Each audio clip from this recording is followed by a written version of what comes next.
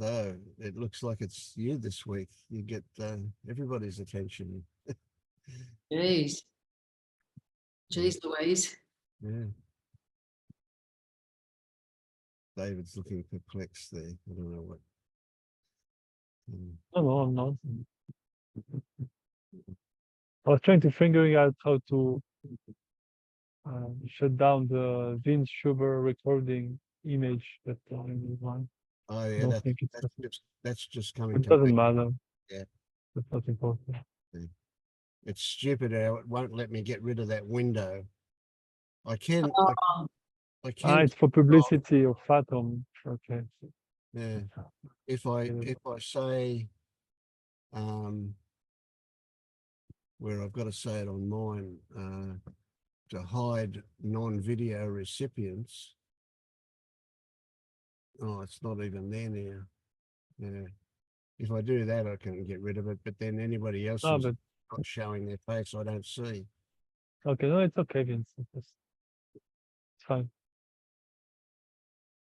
Okay, well, my kind of main story this week has revolved around a good friend of mine who doesn't have much money and works as a nurse. So she, like really physical job to keep herself afloat financially. Always complaining about lack of funds, and last week I found out that she went and bought a $60,000 car, and we're good friends, and I've kind of helped her out financially. So I noticed, like, my immediate reaction was, what the fuck? Mm. And then over the week, I've just kind of been unpacking that and just saying, okay, well, what are you actually really kind of saying with that reaction? And it kind of boils down to she shouldn't have done that because she doesn't have the money. But, that's my opinion. And I just see, well, it's not relevant to her. It's just my opinion.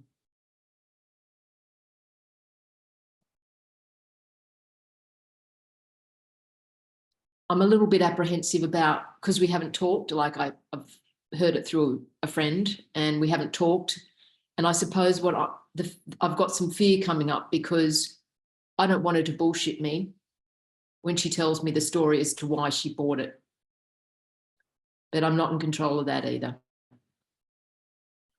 So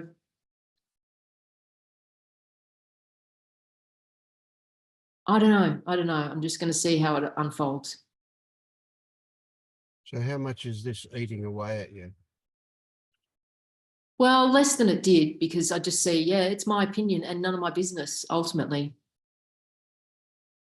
But so the question always comes up with that kind of thing, that your body language as well as the words amount to a bit of bypassing. I'll just, I shouldn't be reactive to this, therefore I won't, kind of thing. What are your thoughts, David? Well, I feel that there is an emotion there because many people buy a car every day in the world. So why this one? Why this person? Why do you bring this story now? And my belief is that there is an emotion. Maybe. So I don't know. Yeah, I mean, I think the emotion is anger and frustration. You feel anger and frustration? Yeah. Can you feel them now?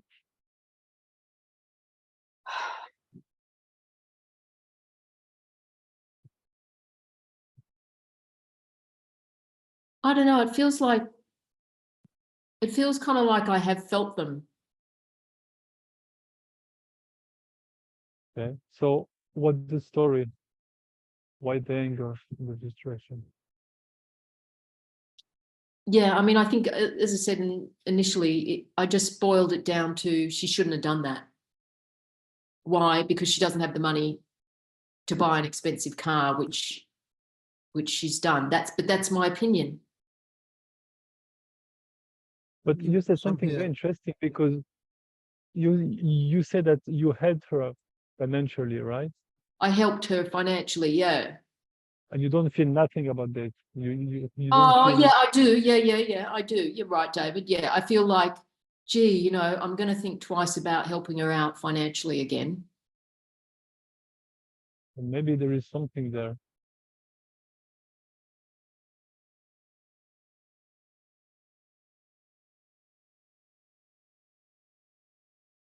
I suppose it feels a bit like betrayal. It feels a bit like betrayal. Right. Yeah. And you're touching your chest at the same time you say betrayal. Yeah, it feels like a heart thing. So what do you feel?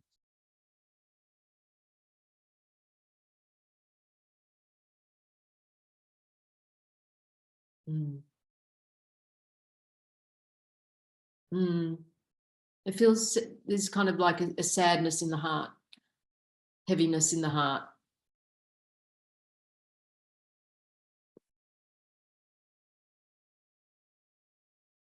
I think this is what Vince was pointing to. Maybe it is bypassing. We want to bypass often.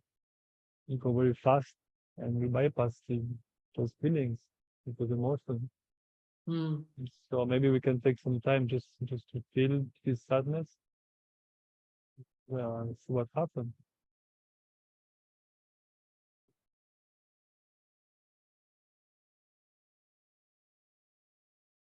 I have a real fear too. I have a fear because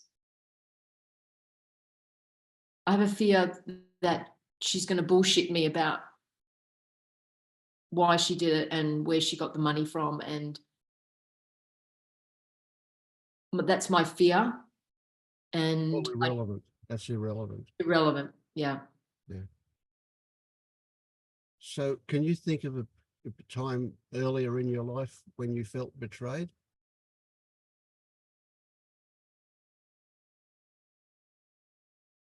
And what about earlier than that again?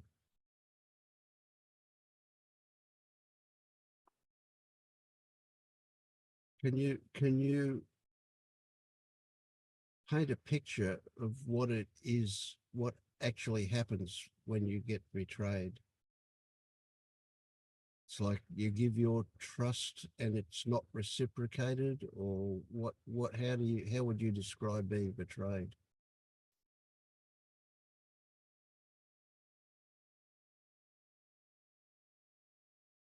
Yeah, I think that's a pretty good way to look at it, Vince. For me, is that sense of trust and authenticity that I share in a close friendship. Mm. Has been dishonored. Yep. So does that point to an expectation that what you give out, you should get back?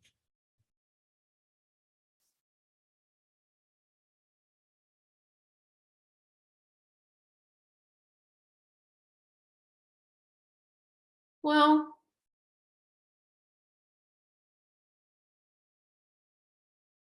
I have another picture now. Giving that trust out is like opening up and trusting. Opening makes you very vulnerable to outpour your heart and your trust, and in this case some money went with it to her, only to discover that it seems like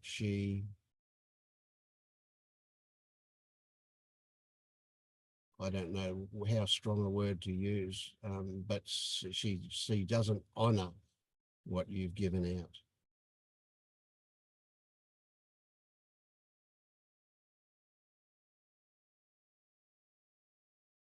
well, it's helpful for you just to kind of paraphrase things, Vince. But I mean, It's more that, excuse me. Mm. Mm. Ah. Oh, I don't know. Yeah, it just comes back to that feeling of kind of betrayal. But right now, my impression is that you were a second ago feeling a bit uncomfortable. Yeah, sadness.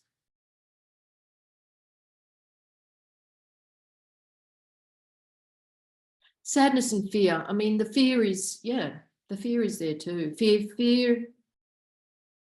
I don't know. Yeah, fear.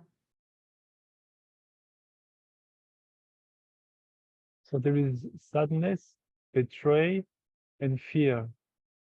Yes. Mm, So where where those three are located in your body, mm, if they have different locations. mm. The sadness feels kind of in the throat. Sadness in the throat. And the betrayal feels more in the heart and the chest. Okay. Sadness, betrayal.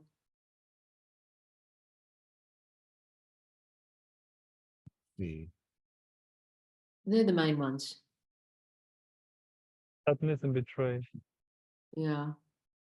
Okay. As you speak with Vince or with me, but try to stay connected with the sensation at the same time. Try to kind of stay tuned to them.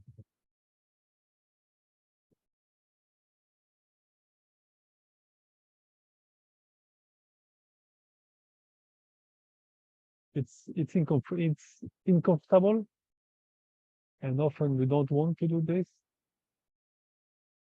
but this is the way that we can better understand ourselves and be free from those sensations.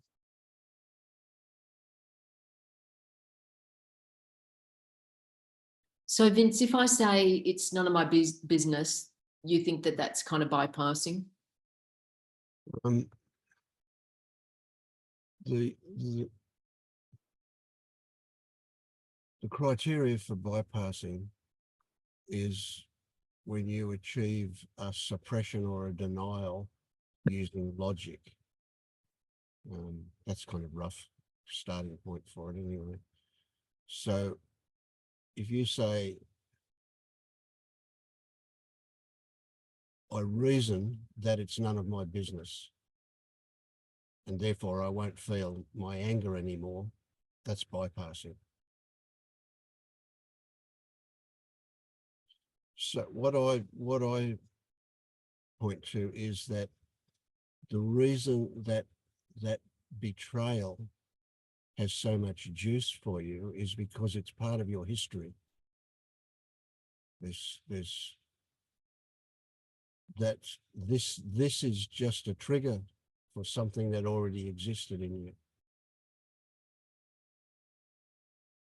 I mean, that situation is really complex. I mean, there's so many different sides to it, of course. I mean, we hesitate to say things like, I gave her money out of the goodness of my heart. And as much as I don't want to admit it,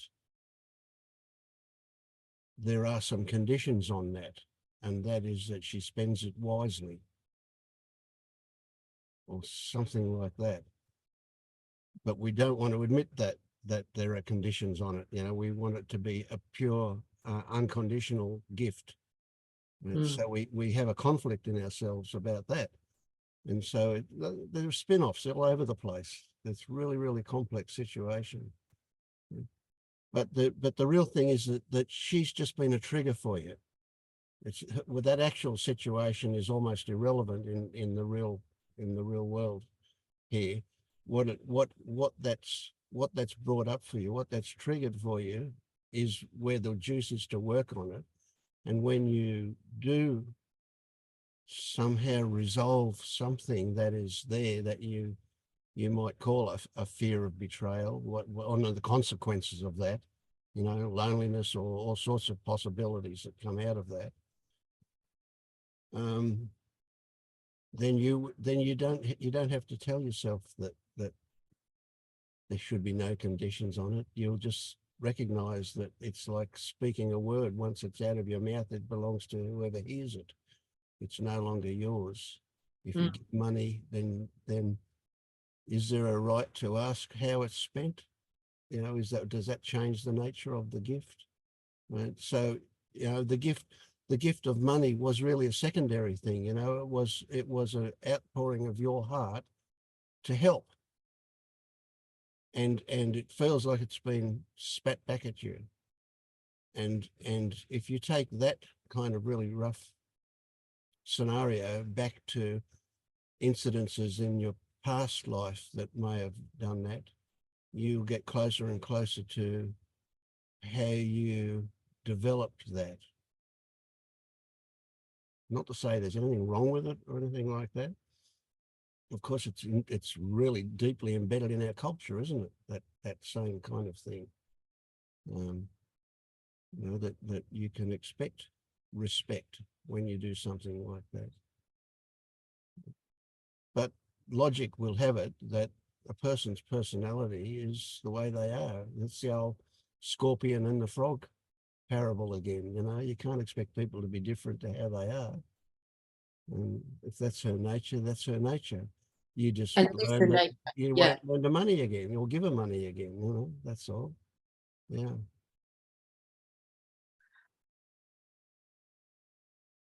She might have, you know, the circumstances of her buying it, of course, too, are incredibly complex. You know, who knows? She may be a vulnerable person, fell in the trap of a hard-hitting salesman, or who knows, you know, what happened, how it worked out like that, you know.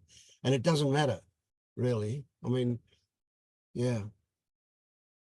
Then at the same time, if you want to keep her as a friend, you have to be somewhat diplomatic, but honest. You still have to be authentic. You can't not be authentic. But there's no need to go up and say you can stick your fucking lawnmower up your ass.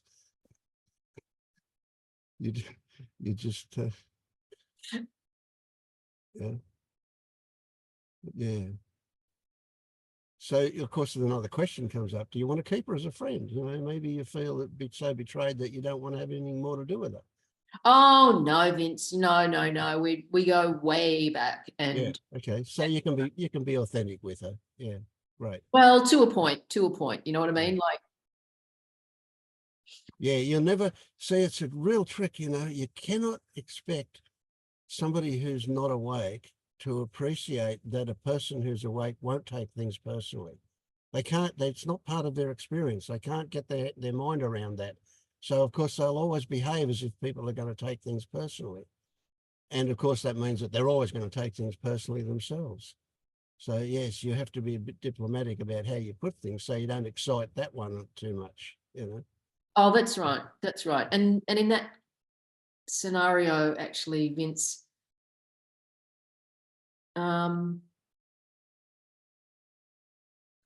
yeah, see, that's the other part of it, which I alluded to, which is the fear that's coming up for me is that I don't want her to lie to me. And I know she's gonna lie to me. Yeah. So I'm just like, do I shut that down or do I just let it go? Why it's important for you that, I mean, why is the fact that she needs to lie to survive emotionally for some unknown reason? Why is that bothering you? Why is that important for you? I suppose because I have this belief that if you're a good friend with someone, you don't lie to your good friend. Like That's a very consciously. strong belief, because, for example, if a 6 years old child come to you and you know that he have eaten chocolate and he lied to you, No, I didn't eat it and have all chocolate all of his face. You know that you will laugh, you're not taking personally, you know that from his perspective, the emotion to get caught or to have crossed some lines is too much for him. So he lie, you know, he make up a story to try to, but you don't take it personally. But with your friend, because there is this belief, there is some expectation, there is all of your parts, there is some emotion which come out. Yep. Yeah. So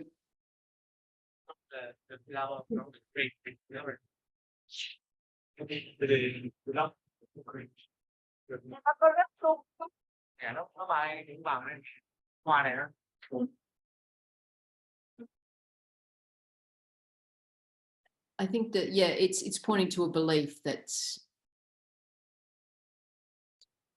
good friends don't lie to each other, you know.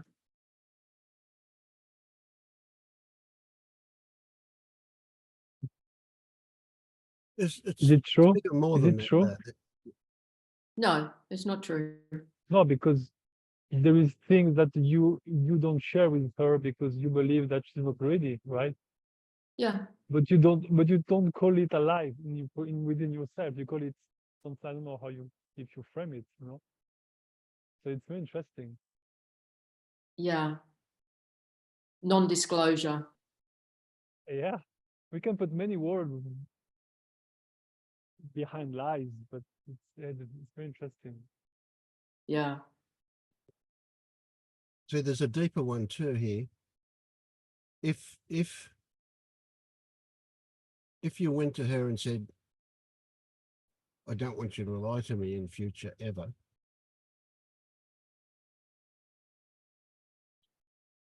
you're making a presumption that she has control.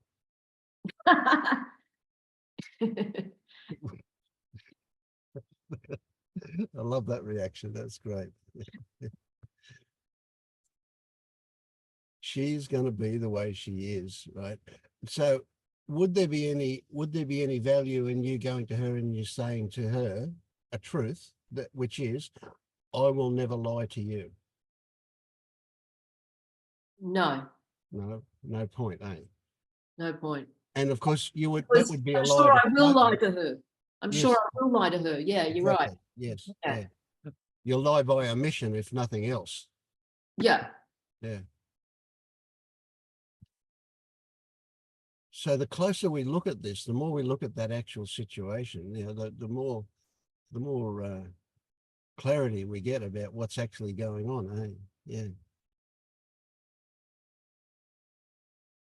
Yeah. And like, I think it's helpful, Vince, particularly just to point to, it's just triggered some Yes. old wounding in here. Yep. And what we don't want, what would be nice,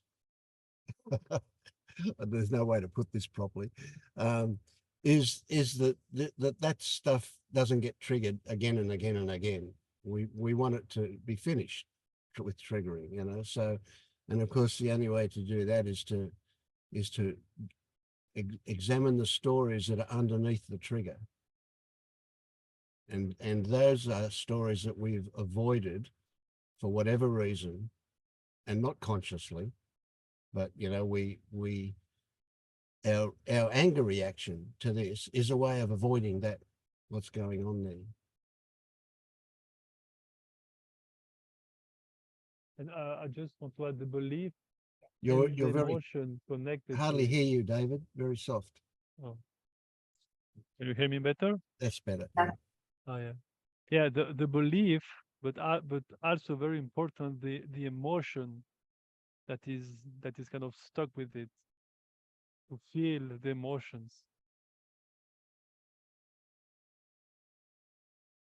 Yeah, and I think it's helpful to discuss it with you both, because I just see there's a raft of beliefs behind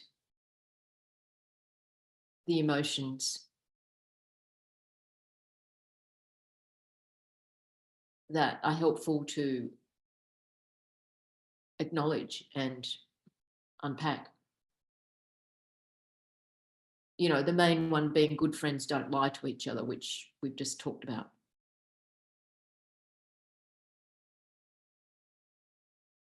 Because of course we do.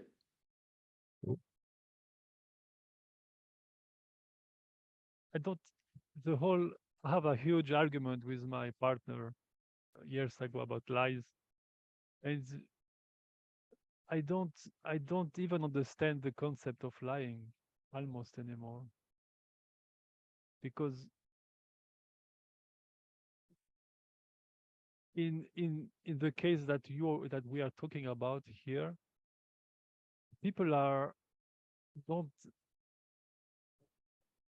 there are people who say something that they know is not true.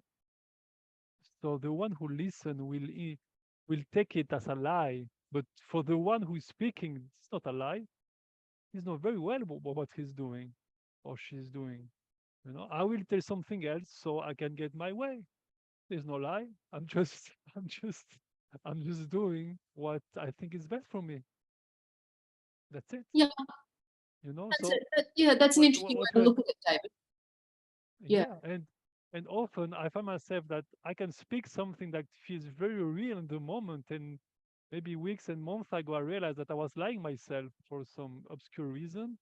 So suddenly I was lying, or I was telling the truth. So you know, this whole concept of lie, it's very blurry. It's not black and white. It's not like, oh, you lie and now you're not you didn't lie. It's not that clear and simple as the mind want to put it, you know, like, yeah, you lie or you don't lie. But it's not that simple. It's not that easy. That's true. And how's about exaggeration, you know, which we do all the time? Yeah. Is that a lie or is that just something different? Mm. So There's if something we tri- took the sentence that was a lie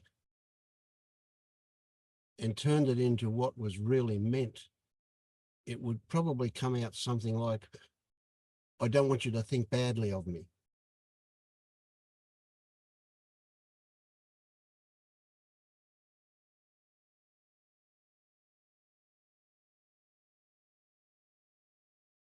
She would say that to me. Hmm. I think that's exactly right, Vince. I think she's kind of like not even contacting me because she doesn't want to go there. She Mhm. doesn't want me to think badly of her, so she's kind of avoiding me. Yeah. It's, you know, it's a funny one that people, you know, and I've lived in the situation quite a few times, and I currently am a little bit where we don't have much money. You know, we live on the pension at the moment, but we've got a little bit. But anyway,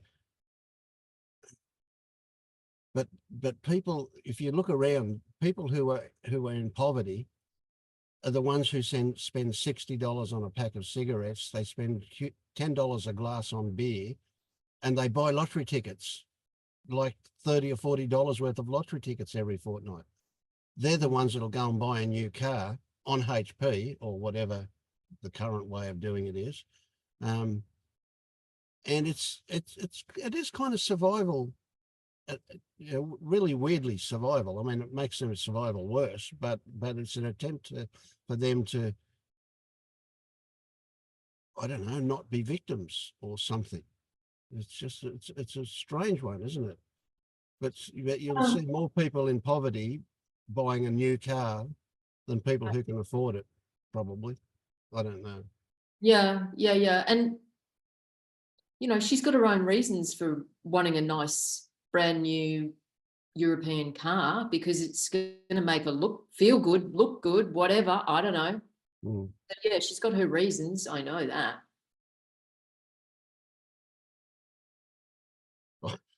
We're watching this show on Netflix, I think it is at the moment. A series. It's called Louder Milk. Anyway, this woman just had a baby, and she was poor. She was waitressing and whatever, and he gave her $3,000 to help her out, and she went and spent it on a boob job.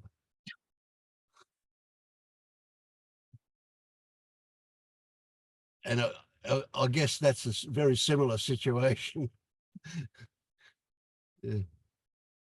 Yeah, and I think that goes with that is that I listen to the poor me and complaining that she's got no money and all of that. And so,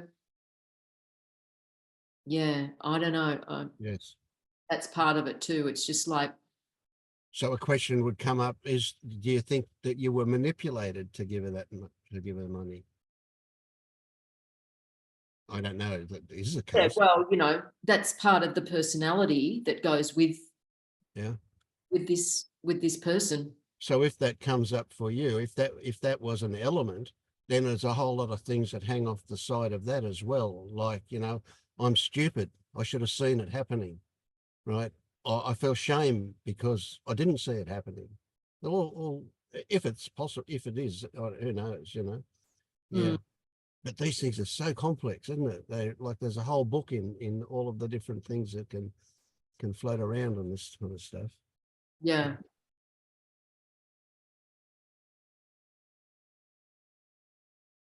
I And feel it I just resonate a lot shows. with what you share, Eloise. I resonate a lot. David, go closer to your microphone. I think the microphone is. Can you hear better? That's better. Yes. Okay. There's something wrong.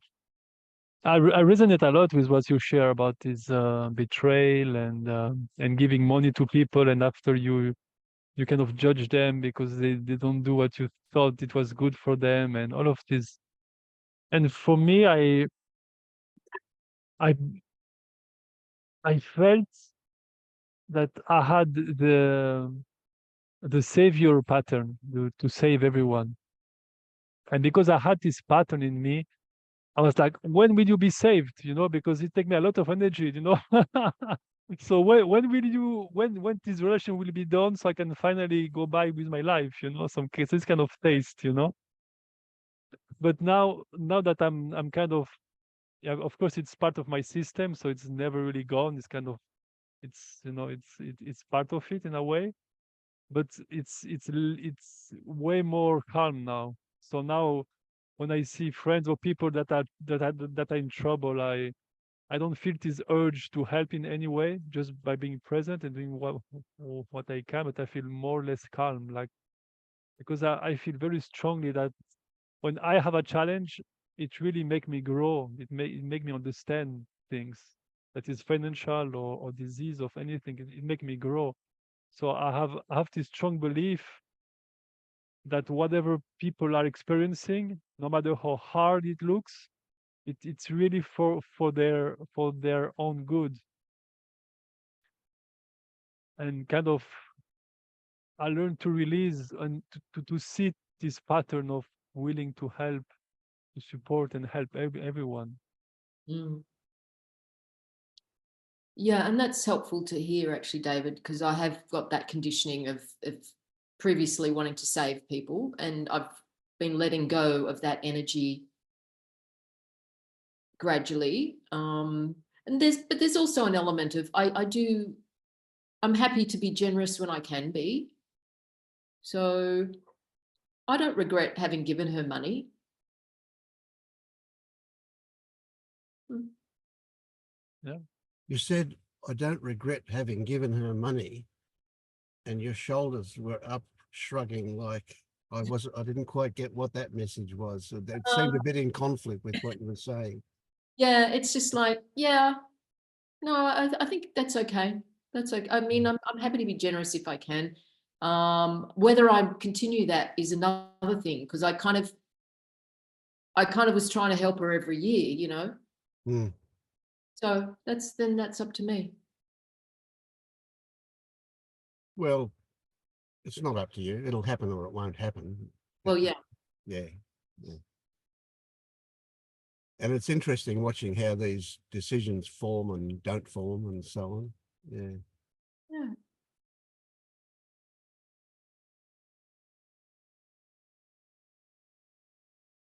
I had an experience yesterday where we normally would do a kind of a fast on Monday and Tuesday every week. And yesterday it was Tuesday, and I was driving back from in town, and I really fancied a pie for lunch at a place that sells really nice pies on the way back, and I'm going, am I going to have a pie? Am I not going to have a pie? I don't know whether I'm going to have a pie or I'm not going to have a pie. I'll just watch and see what happens. And I watch myself drive in and get a pie. But it was a really interesting watching how that decision, not decision thing happened. Yeah. Excellent. Thanks for sharing, Vince. Did you fess up to your wife though? That's No, part of it. No. There was no point in doing that. Yeah. Maybe I was avoiding some discomfort. Yeah. There you go. Is I that lied, didn't I? By omission, I lied. the lie? Yeah. Oh dear, now I've got to go and do it. Up to you. Well, you know, Yeah. let's see what happens. Well, we'll just watch and see whether that happens or not too. Yeah.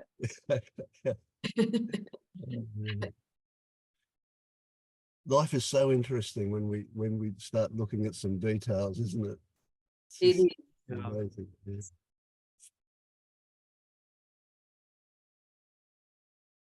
I think what is very interesting, because the mind said that if you look in detail anything, you will have more clarity, right? If you look in detail a situation, you can detail an object, you know, if you look it very, but in fact, the more you look in detail at anything, the more confusion, you know, the more blurry it become, more everything become blurry, you know. So it's just the opposite of as what the mind say, you know.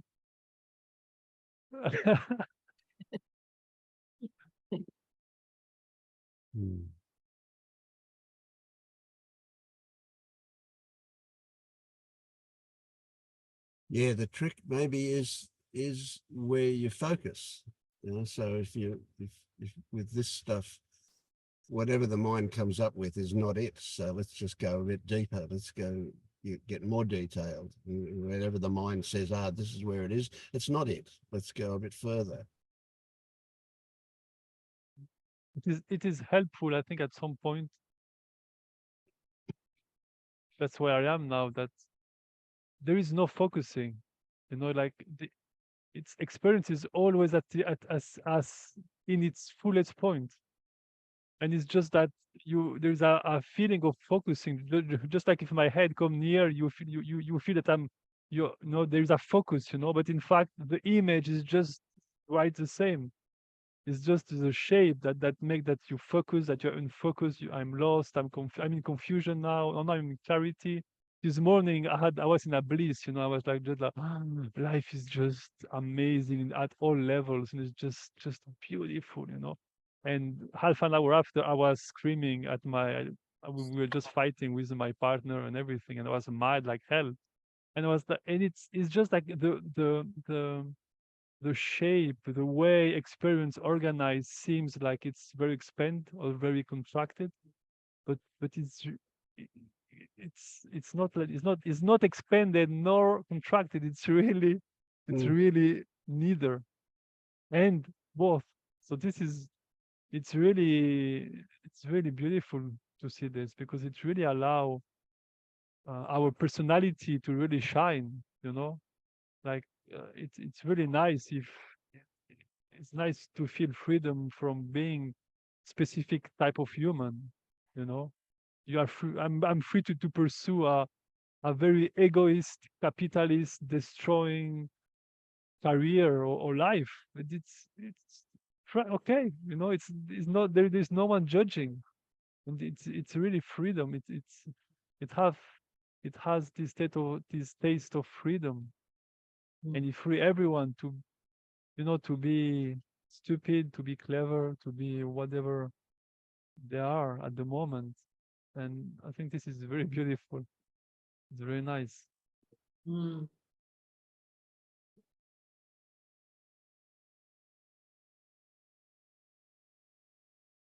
When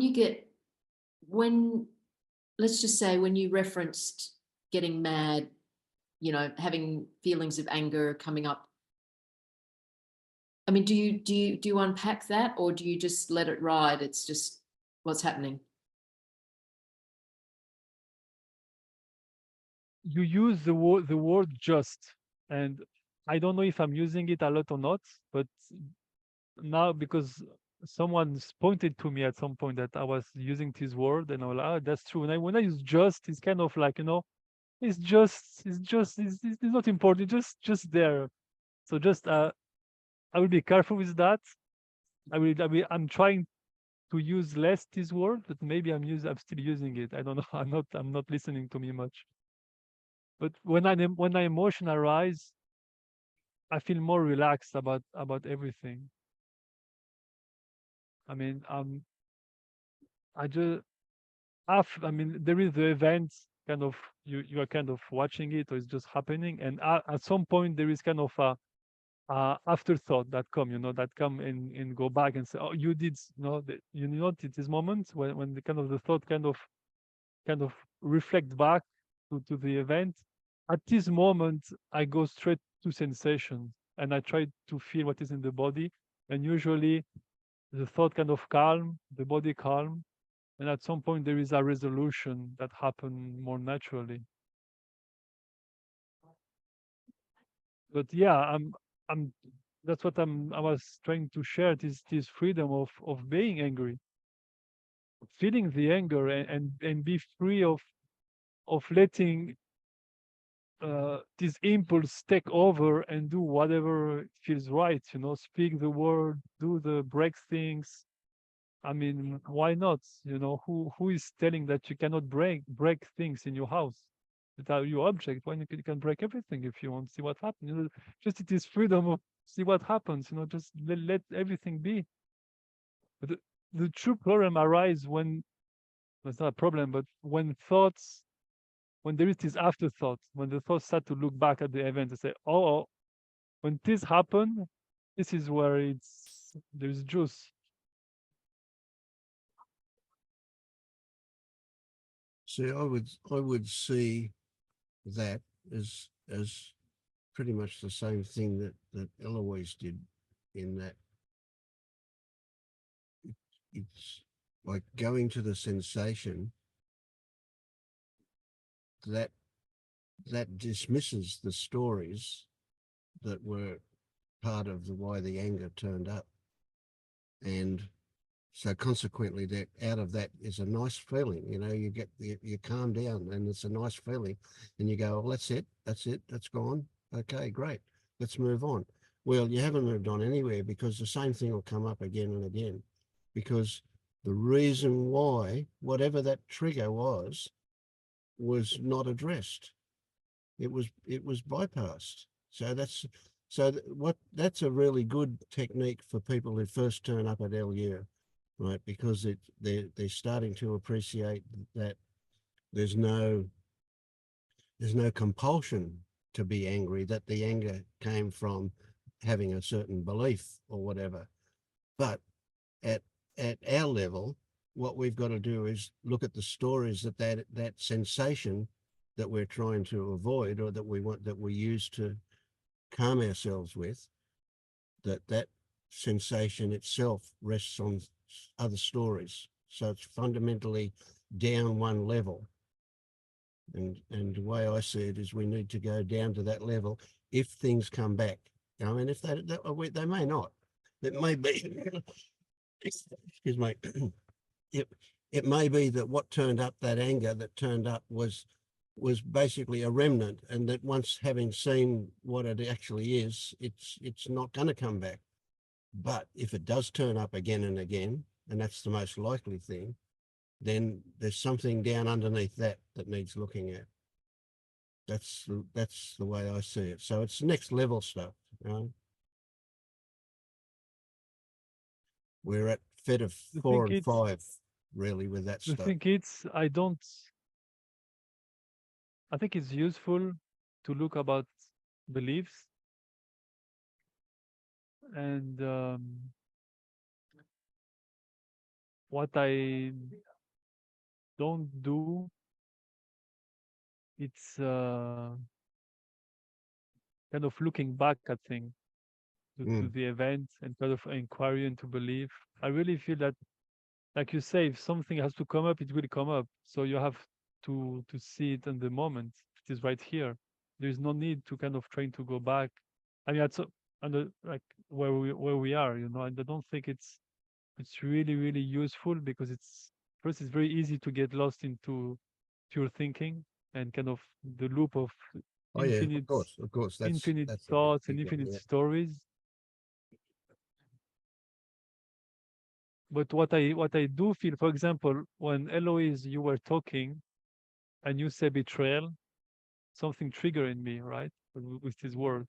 And after Vince, you ask, what did you felt it before this event and before that and I was going before, and the furthest I could go, it's I felt betrayed by life itself, you know, because when I was baby, it was so physically painful, and all of my story, and I was like, what the hell, what I'm doing here, you know, and I feel this betrayal of God himself, you know, in me.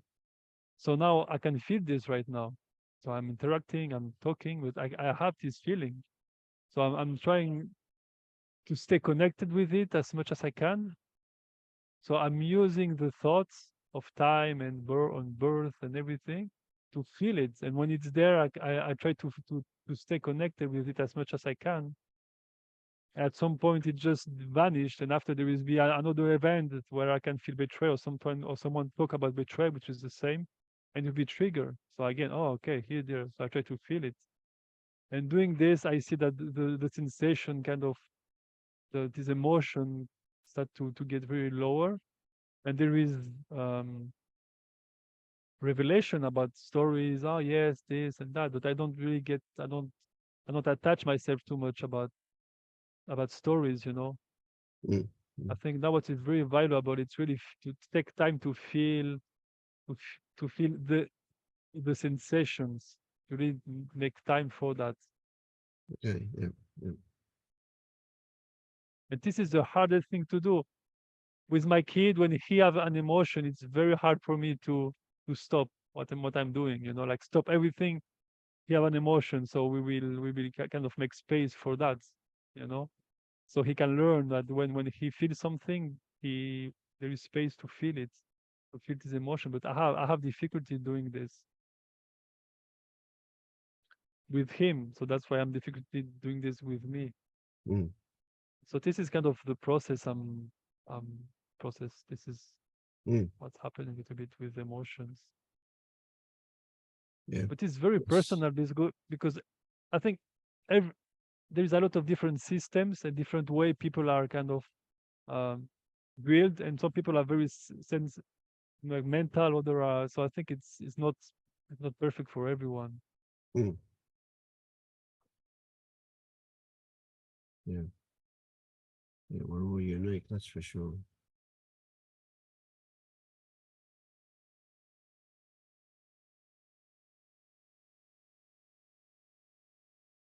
The other Yeah. interesting, sorry, No, tell me. No, tell me, Louise. the other interesting little thought that I saw in the wispy grayness of the verge between the conscious and the unconscious, I saw this thought arise, very kind of like wispy, and it just said, just fucking give up this whole bloody looking at stuff and going into stuff and doing this work and things. And it was pretty, it just felt, it had a flavor of just like kind of desperation, just give it up. You'll be kind of like, you'll be much better off. And I was kind of surprised because it felt dark as well. It felt quite dark. And I was like, wow, has that always just like thoughts like that just been coming up and receding back again? And I haven't even noticed them. I mean, I don't know. That actually made me made me sit up more than the thought itself. Because I know it's kind of just that, it's like a dark thread through a white cloth.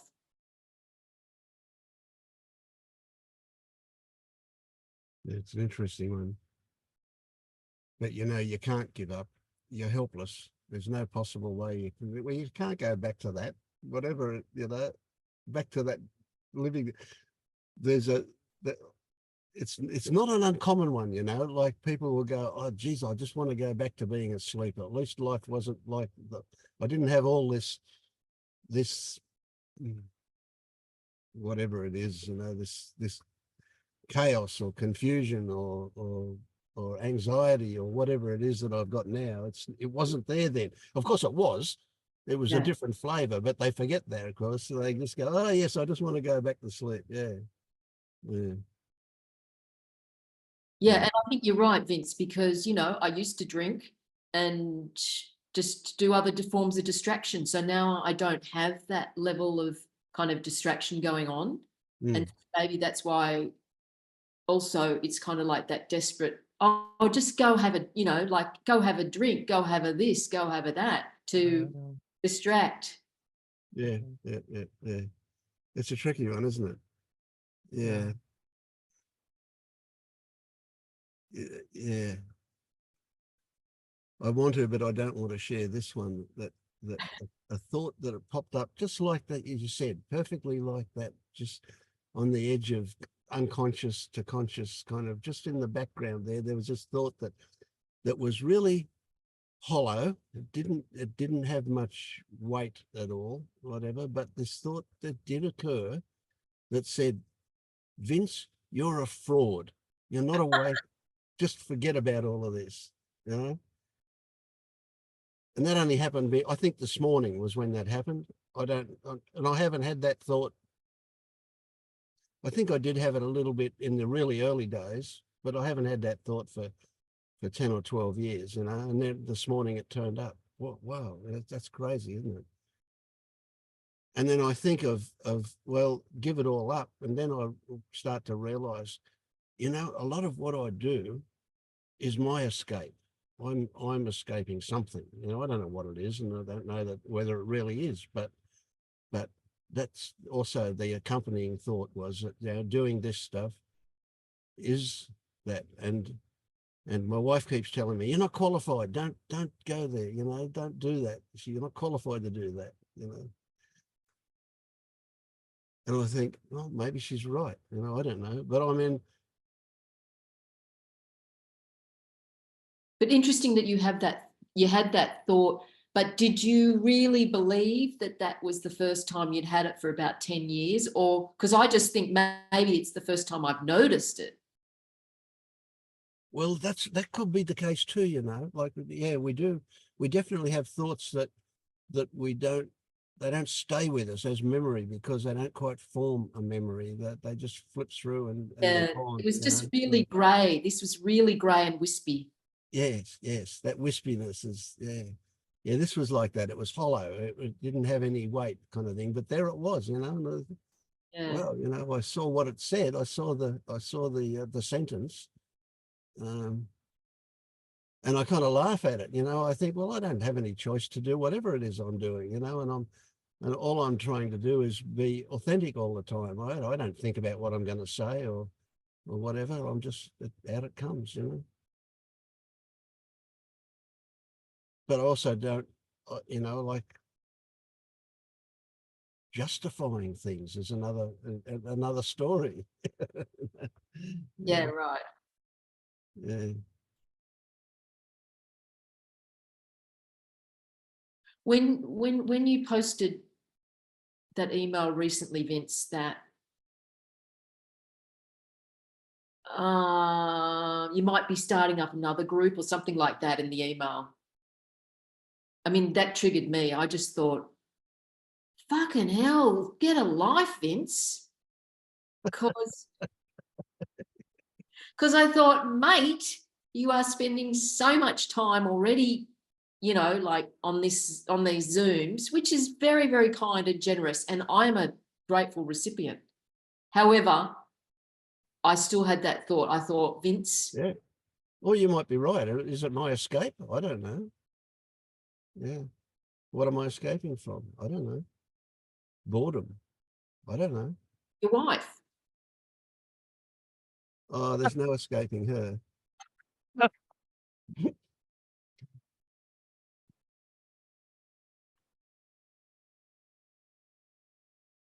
Yeah. I had this thought that you share, Eloise, this kind of, let's give up, give up. I had for a very, very long time, and this is what the thought was before I went to party and went to destructive behavior, like drugs and all of this madness. It was this, just give up, just get fucked up and see what happens, just give up. And somehow I felt there was some truth in it, you know. And now I feel that with this message there is another kind of give up, there is another kind, it has a completely other 100% no, completely opposite meaning. But I can really see it is kind of very far away thoughts, like give up, this kind of, I would call darkness, even if it's not the best words, but this kind of, just there is only the physical, so get the best out of it and don't care about anything and just make a run for it, and that's it. So it's true that this is, I think this is part of every brain, and the worse is your education, the more present you feel it. Somehow, something like this. But I think what can be useful, it's to not put the thought like far away in the past. Maybe it can be more useful to kind of think and feel it more in kind of layers.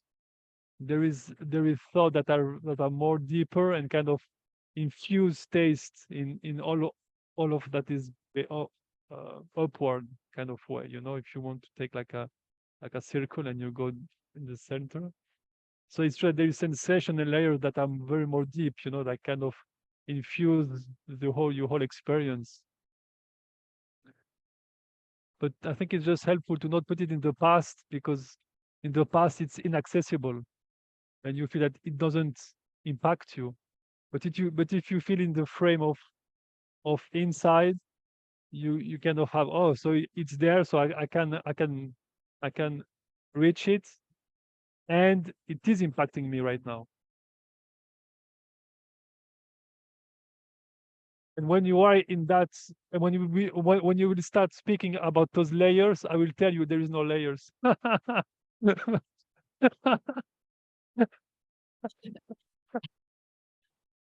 Yeah.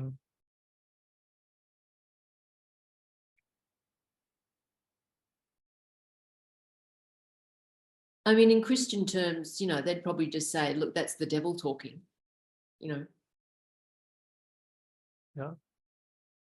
But Christianity it's a very vital, it's a how do you say in English?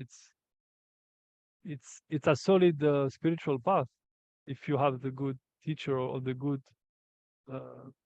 teacher. It's very it's beautiful. I mean, it's really great. But you have to take the whole package. You cannot choose. This is a little bit the situation. You know. yeah.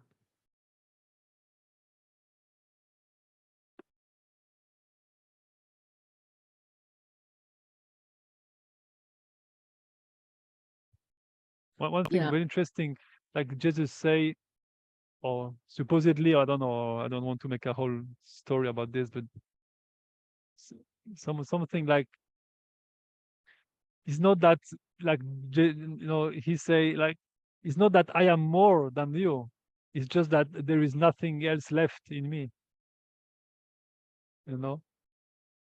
Like he has no more devil in a way, the Christ or the Buddha, it's like they just this state, and there is no really evil inside, this kind of symbols. it's symbol, but I think it can be meaningful.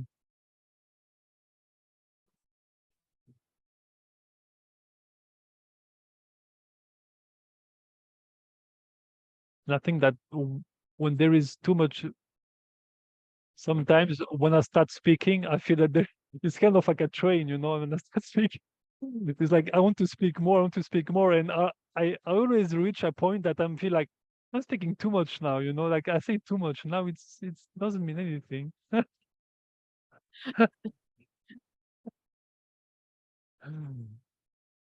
No, it's helpful to hear two voices from you both, because the personalities also make a difference, a different flavor, and kind of seeing the diamond from different facets of the diamond from different angles, which is helpful. And I've come from a really kind of structured Buddhist background, where it was more just about me shutting down and being a very good Buddhist, which was just all pretty much about repression and faking it. So this, whatever we're doing here, it just feels like freedom. Yeah. Well, we get that. It's not just in religion. Certainly, I certainly was brought up with parents that believed that with sufficient willpower, I could do or be what they wanted me to. My father was always on me about stand up straight, because I slouch. That's my physical nature, is to slouch. So my father hounded me as a kid.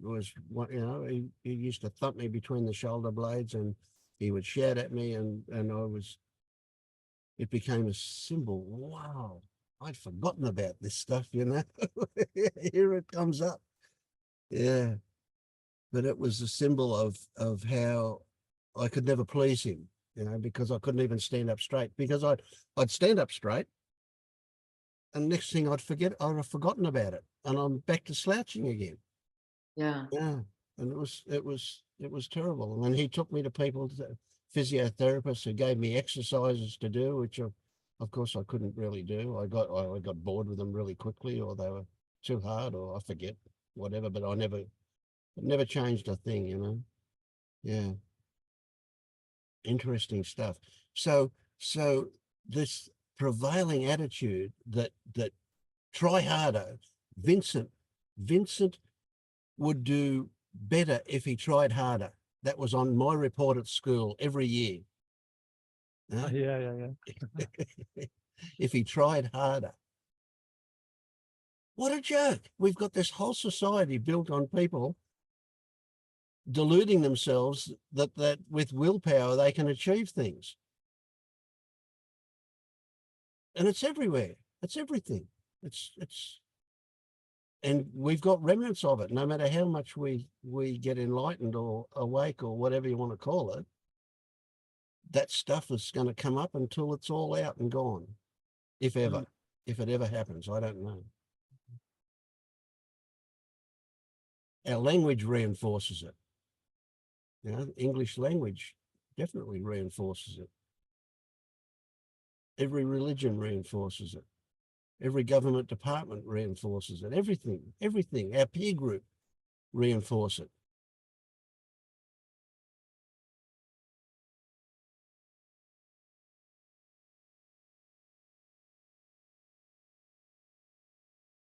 Yeah, everything reinforces it. And then the shame, I've just had the shame of not conforming to that. Yes. Yeah. Shame and guilt are definitely tools used by those in some authority. Yeah. It can become very, very tricky, because people who have tried activity in the world and have failed turn to spirituality or religion. So it's kind of the last hope.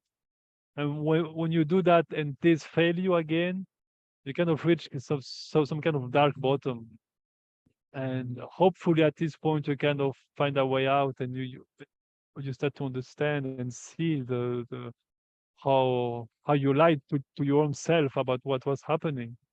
But it's true that it is kind of it's kind of tricky. It's very tricky language, and because for Jesus wasn't Christian, and Buddha wasn't Buddhist.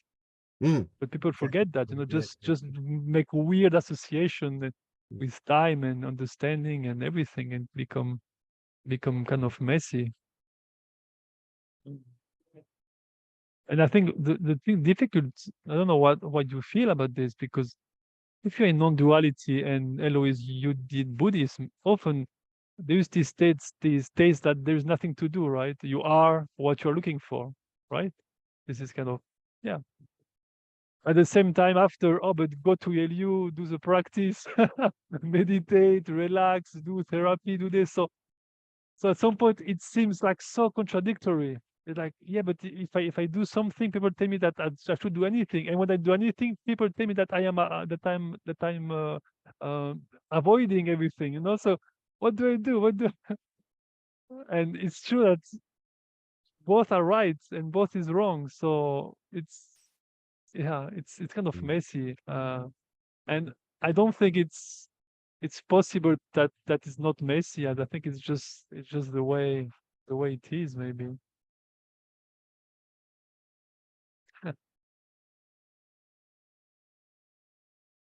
Because right now I'm building a website, right? Because I want to share this message, and because I think it is valuable what we share here. And I find myself in this position, like, if I want to talk about this, I can, you know, if you go to someone, look, you are what you are, there's nothing to do. Well, okay, well, I will keep partying and, you know, suffering. Okay, well, okay, there is something to do, and when they start doing it, just, you know, but, you know, there's nothing to do. So sometimes it's funny. You know, it becomes some now that I can see that there is no harm done, and there is nothing wrong in whatever I feel that is right for me. I feel more peaceful with that. But for years, it was really a struggle within me. This kind of both messages, you know. Mm. Yeah. Yeah, it's the subtlety of it, you know, like we can say the same words with 10 different tones of voice and have 10 different meanings, and they're the same words, you know. It's just, Yeah.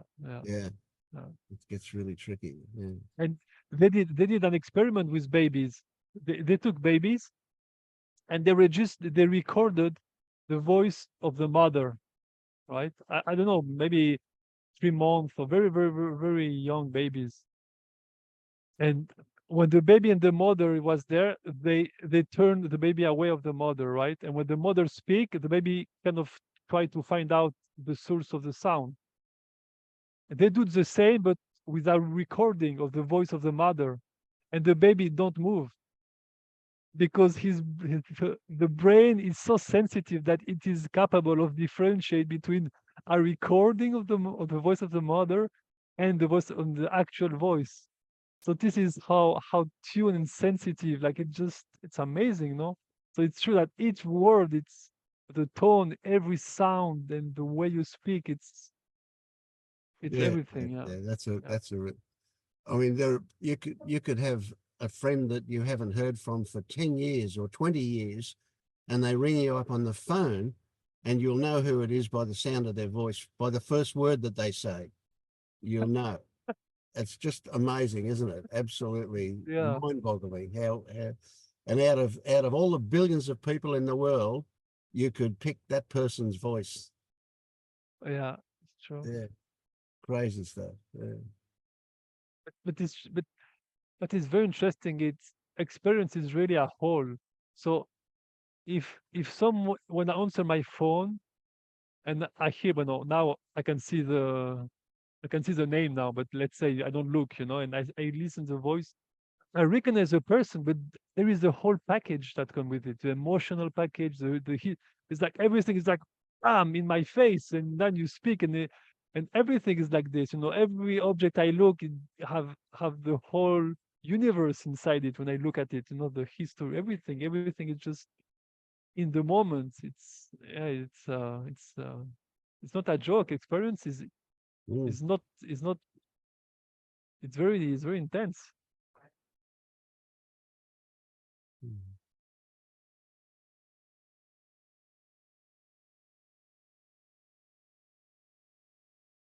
So David, do you meditate? I wish. Sometimes I imagine myself sitting, resting for hours. Oh, so good. I think I would sleep. No, I'm sometimes, yeah, some morning I find energy to meditate, but the the meaning of meditation has drastically changed since few months, because to me, meditating, it's observing experience, right? You sit to have kind of a space where you can observe your experience more clearly. But at the same time, experience is always ongoing. You are always experiencing. So at some point, meditation and experiencing kind of melt together, and and so after, yeah, I take moment where I sit quietly and I just watch, and it's very nice. And some moments my life is so busy that it's just what it is. Mm. Do you meditate? I mean, I used to be, kind of addicted to it because that was part of being a good Buddhist. But are you okay, Vince? Yes, yes. I just need to go to the toilet. Um, but nowadays, yeah, it's more like you said, David, it's more that it's an ongoing observation.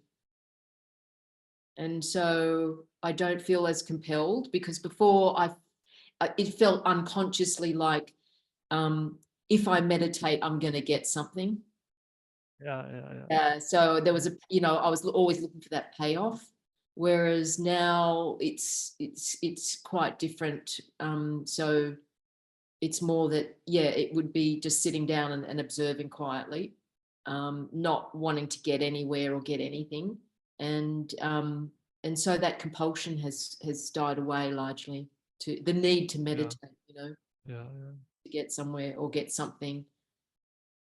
So, and sometimes I do feel, oh yeah, I'm going to meditate now. But Yeah. it's not a requirement anymore. It's nice if you feel that is an activity that is enjoyable. Yeah. That is, because yeah. It's more that I feel like it's more that just like it's time to just let go of the thinking mind a little bit more, and just be. But I don't feel guilty about it. I used to do it just really regularly and routinely, but no. And I mean, I used to do 3-month silent retreats, like every year. Yeah. So I was just like full on into it. And then I would come out of them and just never want to talk again. Yeah. It was kind of blissful, but it was also, in a way, it just becomes another form of addiction. Well, I think it's maybe become an addiction, because it's not really an addiction. It's just that when we control when the environment seemingly outside change, what is inside seems to be more quiet, for example, right? In the temples, and so it's not really, it's just like after we want to control the environment to meditate. But this is, this is kind of a bit different. But I think what is very interesting, and I'm trying to focus it's more also, it's is a transition. You know, like we are sitting here, we're talking, or you are working. At some point, oh, I will meditate. So you stand up, you go to a cushion, and you sit. But what's happening between the two events? You know, Mm. what make you stay? What make your mind in that meditational state, and when you come out, what is the difference? You know, to really look careful in every situation within transition. The transition between events tell a lot about unseen patterns, emotions, belief. Because, for example, I can be very stressed, very at work, so I can be very, like I'm working, so nothing matters. Suddenly, I get up, I'm very stressed, but I enter into the meditation club. I sit, now I'm peaceful. That's good. But in between, you know, in between, what happened there? So it's very interesting. It can be interesting to really look, what happened. If I'm in a cushion and I need to go to the toilet, and I go and I come back, what did I stop meditating? What it can be very interesting. Mm. That's happened, I guess, like people like you who went 3 months silence, and when you get out, the transition often it's terrible. Mm. Yeah, very painful. Yeah. Even talking is painful. I used to do a lot of Vipassana meditation, and they mostly consisted of 10 days silent meditations. And at the last day, there was the morning meditation, and then it was kind of like a social bit until people started to go home. And people couldn't stop talking after 10 days of not talking. It Yeah. just, and I used to hide away because everybody loved everybody. Everybody would give you their house if you asked them for it, but they couldn't stop talking. It was interesting. Yeah, I find meditation's an interesting one, and you think about it in terms of what rites and rituals. Anything you do with a purpose. So I'm not saying that everybody who meditates sits down and meditates for a reason, but some do for sure. And so those people are really stuck in Feta 3 stuff, aren't they? Really? Yeah. Yeah, and so I've just kind of consciously just kind of let go of meditation, because I think it was really the thing I thought that was going to get me somewhere. Yeah. For that purpose again, yeah. Yeah, for that purpose again. Mm. And in fact, when I first came across the Panilla and these Zoom meetings with you, Vince, I just thought, wow, man, this is like going from kindergarten to high school all in one step. Well put. Yeah, because I don't know. I mean, now it feels just like, no, this is just how it is. But Yeah. interestingly, in that transition from kind of being, I don't know, more of the good Buddhist became the good non-dualist, became. Yeah. The big problem with meditation, as we are speaking here, right? Like you see it with a purpose and everything. I think the problem is identification, because when you go to sit, at the moment that you sit, you believe that you are the one Yes. sitting there doing I something. am So sitting. Yeah. yeah, exactly. Yeah. I am sitting with this, and so the first step, it's already tainted with confusion. Mm. So everything you find after, it's contained this kind of confusion, and all the layers kind of get confused. Yeah. At the same time, you have to start somewhere, so I will not criticize anyone who is meditating. I mean, everyone has started wherever it feels right, and wherever you could find, teacher or group or whatever at the moment was right. So I just, because it's important just to say that if meditation is important, well, it's good. Yeah.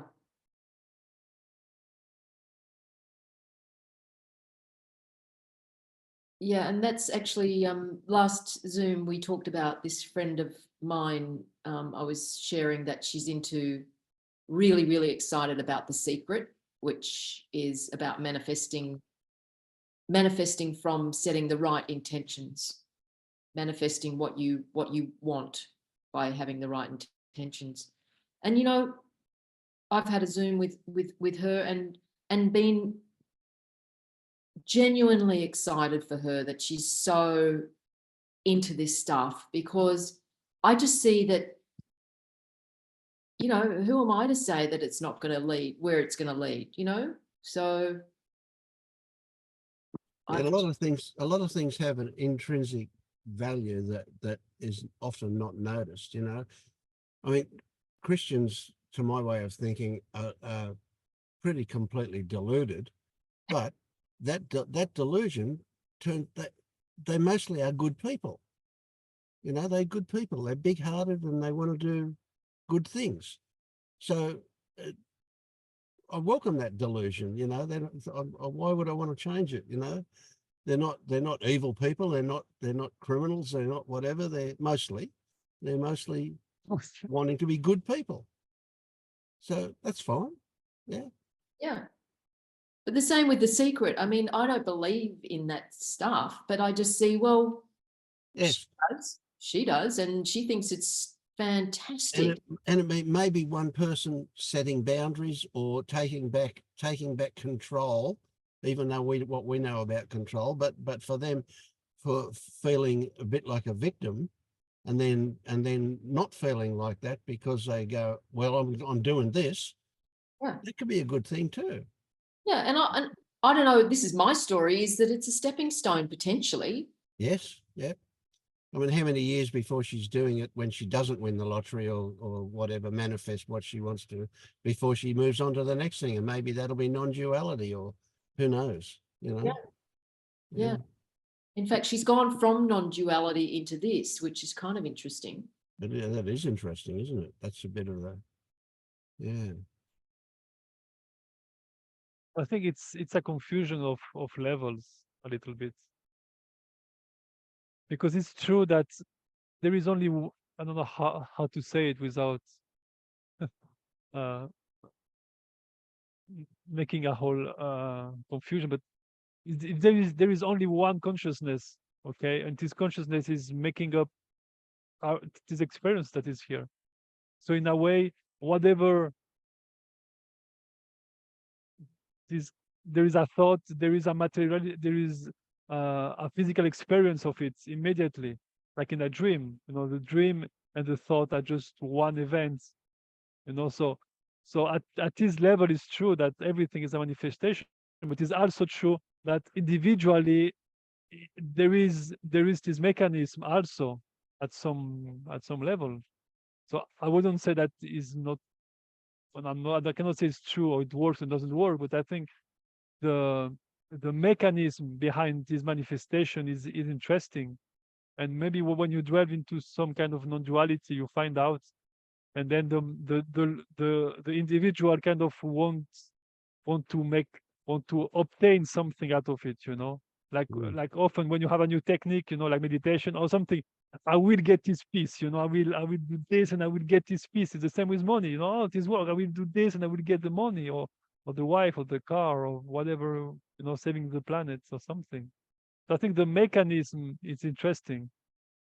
And it is true. Yeah. There's not much difference between that stuff and the non-duality stuff. They both have that magical thinking aspect to them, you know. So, and it requires faith and belief in order to achieve in both of those things. So that I think actually it's probably not such a big shift from non-duality to that. Yeah.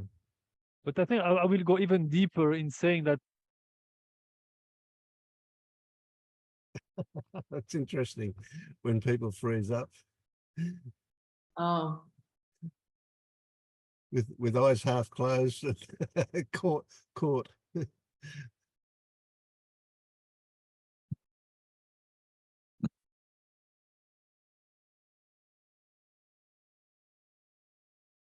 But I think, it boils down a lot to me. It's about, having that illusion of control, because it's about setting your intention to get what you want. Yes, yes. And if you go to a psychologist or a psychiatrist with an issue that, say you're depressed or whatever the technical thing might not be an issue, but anyway, but what they will want to do they'll want to solidify your sense of identity. That's what they would see as the cure for a lot of these things. So yeah, it's a tricky one, isn't it?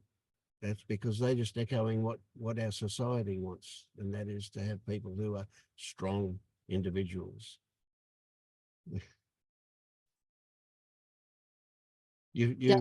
faded out on us, David. You were in the middle of talking and you suddenly froze up. Yeah, I lost internet for a while.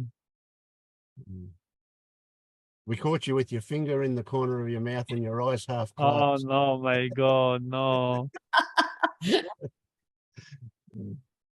I will try to stay like this always now. So if it Yeah, freeze, yeah, it stay good, yeah. yeah. But I think sometimes it's not so easy to, because I feel more like I have the for a while there was this kind of human life, and and there were those amazing experience, of bliss or unity and stuff. So there was this kind of differentiation between both of them, and now there are more and more kind of. It's more like one is solving more the belief that there is differences. So now that's what I wanted to share, that non-duality is not really a path, it's not really is not is different from all of them, in the sense that it doesn't have really a shape or a form. It's more just it's an awakening or an understanding, a deep understanding. So, and from my perspective, everyone is on this realization path, no matter the way and on how we kind of frame it with words. And I really don't think that because I'm in non-dual path, I really don't feel that I'm superior or better or more advanced than anyone else. Everyone can just have this realization in mundane stuff or doing some kind of religion stuff, and it's um yeah, it's very I think you both of you can see it, but when you don't see this, it can be confusing, this non-dual stuff. Like it seems like it is like another religion, it is something similar to, yeah. Yeah.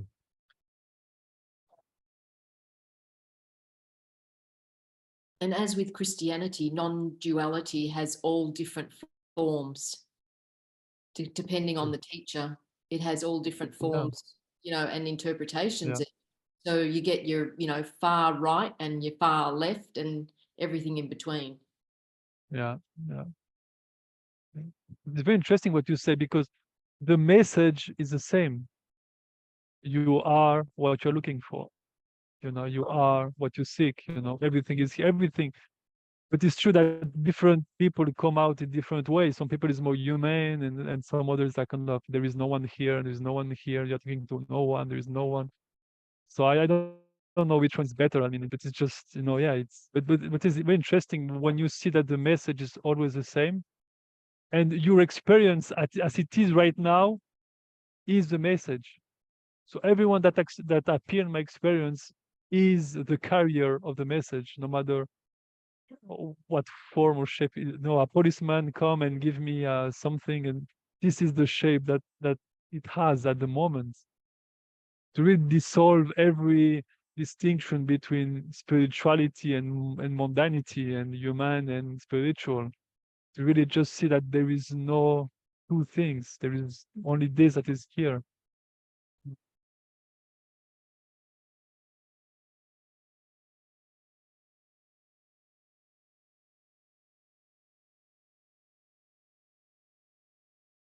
And the other thing that was coming up for me today listening to Pernilla talking to Ted, someone or other, was he'd been in and out of jail with a very, you know, pretty colourful, traumatic past.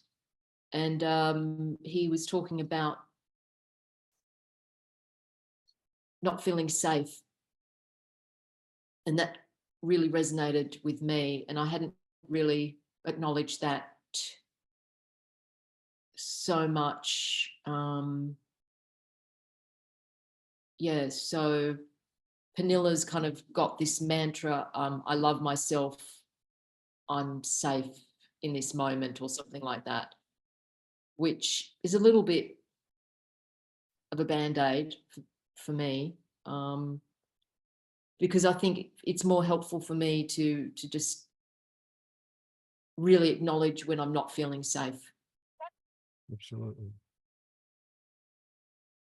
And how do you do this? How do you acknowledge when there is?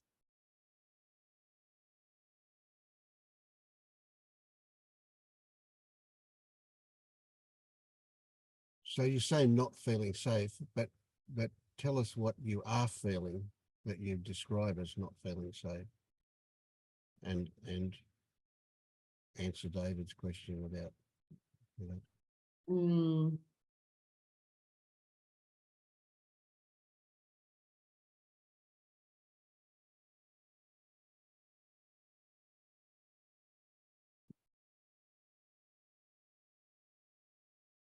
One of the things that I tend to notice is that, well, the energy goes from the gut and it's contracted, and then it very quickly goes up into the head, into quick thinking. Into escape mode. Yeah, quick thinking, circular thoughts about, you know, maybe it'll be about how to keep, you know, if that is something, then how am I going to keep myself safe? Or it might be self-soothing talk. You're okay, it's all right, you know, that's just the possum jumping on the roof or whatever. It's and well, I mean, you know, I think my part of the story is that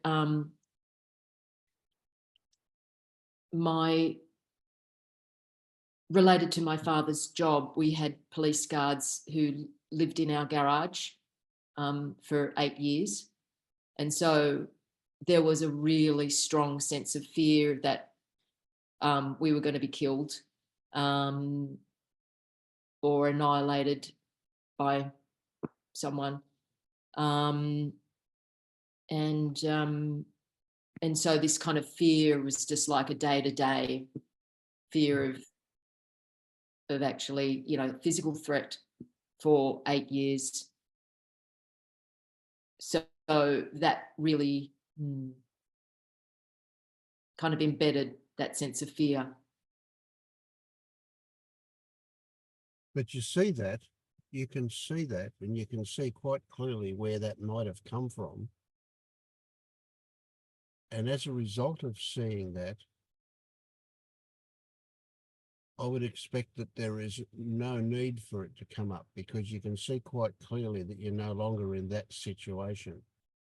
But it still does come up. So I would say, even go back to the beginning of learning how to feel unsafe, how you started to learn how to be unsafe. That beginning part is where the juice is. I mean, it's obviously quite clear to you that you no longer need to feel that you need a guard, a police guard. You don't know, that's not the current situation, is it? Yet that still triggers that same feeling of not being safe. Yeah, it's a lot less than it was, you know, just that kind of prevailing sense of anxiety.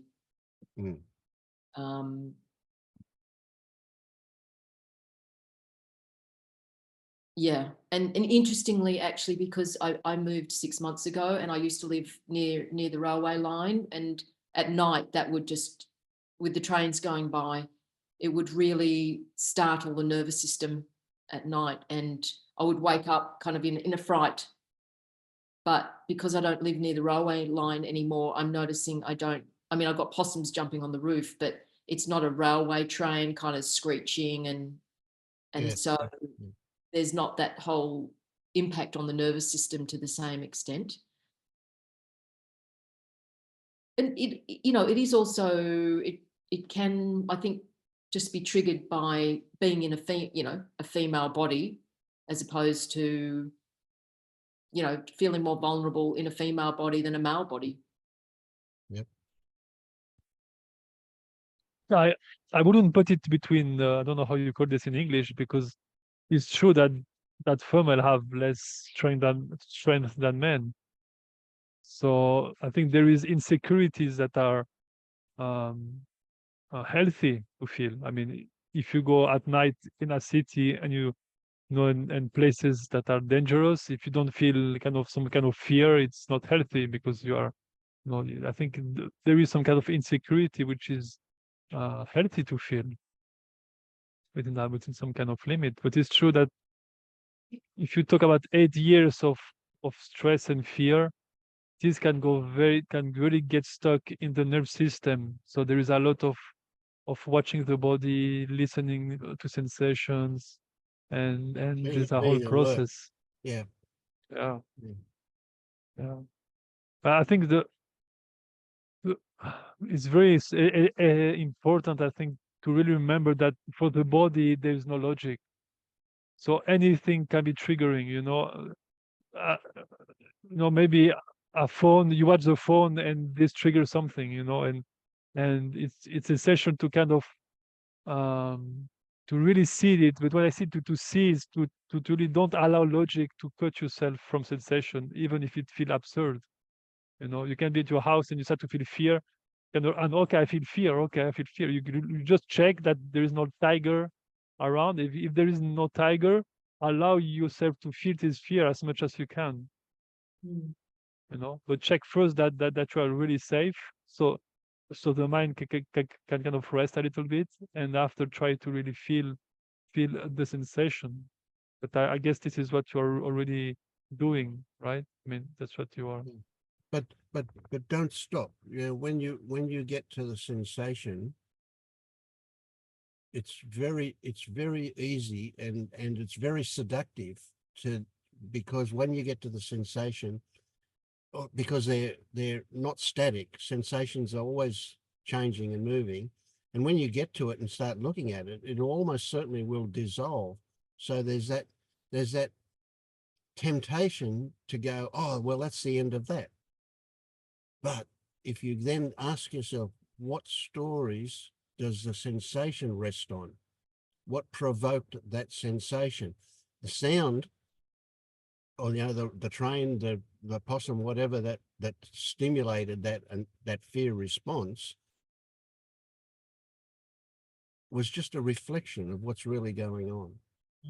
So it's always deeper. I think, yeah. And David doesn't agree with me there. But that's fine. No, yes, I agree. I formulate it differently, but I agree with you. The way I formulate it, there is a narrative, right? There is a history, right?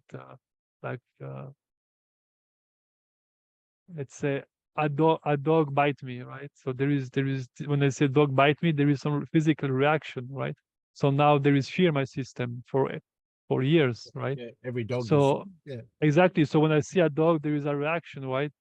So there are different ways, but it's true that there is this belief that is connected to the somatic experience. The memory and emotion work. Yeah, they are really the same, but we use words. So they are both together. So what can be very interesting is, when is the first time that I felt this fear? This can allow you to go as far as the mind can go in memory, and the more old is the memory, the more fresh will be the response to it, the more deep the emotional response will be. And to support this, because exploring fear and uncomfortable emotions is very difficult. So to support that, you can go further and say, when is the first time I felt safe? And then you will feel safe, right? But there is a part of you that feels safe, and trying to pendulate between the fear and the safety, because often going straight into fear can be too much. But if you feel, when you were before the cop come, or before whatever event, there was a moment in your life where I hope not everyone, but a lot of people, when they were young, there were moments that they felt safe. So there is this sensation in your body. So the thing is to try to into this sensation of safety, to bring the fear inside of it, kind of, and feel it, to bring both of them together in your awareness. And just feeling both of them in you will regulate your nervous system without you doing something.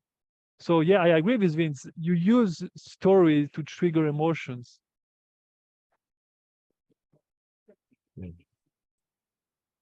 Yeah, it's a skillful thing to get just the right amount of juice to work with. You don't want to be overwhelmed, but you don't want to very be important. bored with it either. Yeah, It's very, very important.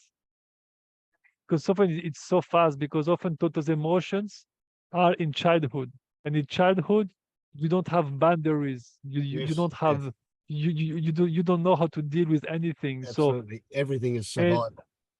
everything's about, and it's really amazing, because if someone enters the room and starts screaming or is angry, the baby kind of can absorb the emotion, and he will feel the anger. So this anger, maybe adults, you will feel that, oh, I was very angry when I was a child, but this anger wasn't even yours, because the baby and child doesn't have boundaries between things. That's why healthy parents put very strong boundaries around, because the parents is the boundaries, is the boundary, is the protection of the child.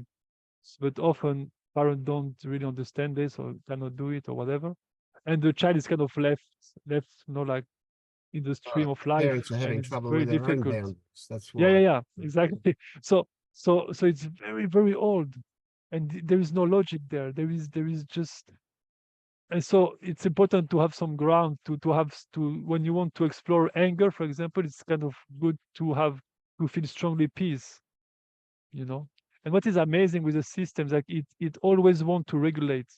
That's why, for example, when you feel a huge bliss, often after you feel anger, and you feel something that is the opposite, because the system always wants to regulate it, to find balance between both of them.